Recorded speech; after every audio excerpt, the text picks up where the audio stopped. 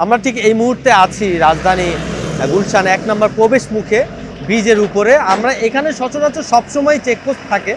তা আমরাও আজকে দেখতে পেলাম যে এখানে চেকপোস্টটা হচ্ছে একটু বেশি নজরদারিতে আছেন এবং সচরাচর যে লেভেলে যে ধরনের চেকপোস্ট হয় তার থেকে অনেক বেশি এখানে তদারকি করছেন এবং আমরা দেখছি ধাপে ধাপে আইনশৃঙ্খলা বাহিনী প্রতিটা মুহূর্ত ধাপে ধাপে মানুষদেরকে থামাচ্ছেন। মোটরসাইকেল, গাড়ি, রিক্সা যে যাই যাচ্ছে সবকিছুই থামাচ্ছেন এবং থামিয়ে থামিয়ে চেক করছেন।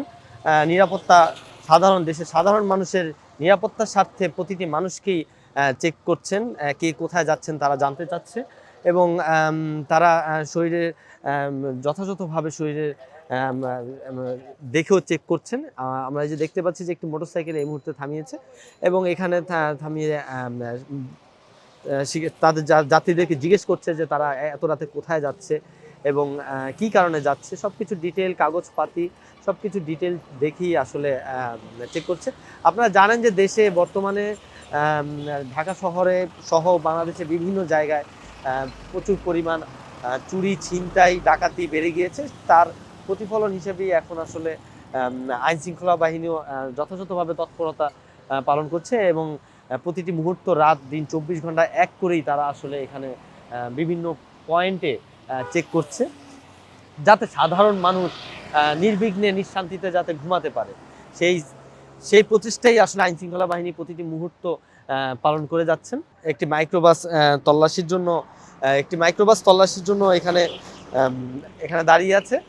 দাঁড়িয়েছে আইন শৃঙ্খলা বাহিনী এবং তারা হচ্ছে এখানে ঠিক এই মুহূর্তে এখানকার যে পরিস্থিতি সেই পরিস্থিতি এখানে আসলে চেক করছেন যথাযথভাবে মানুষ যাতে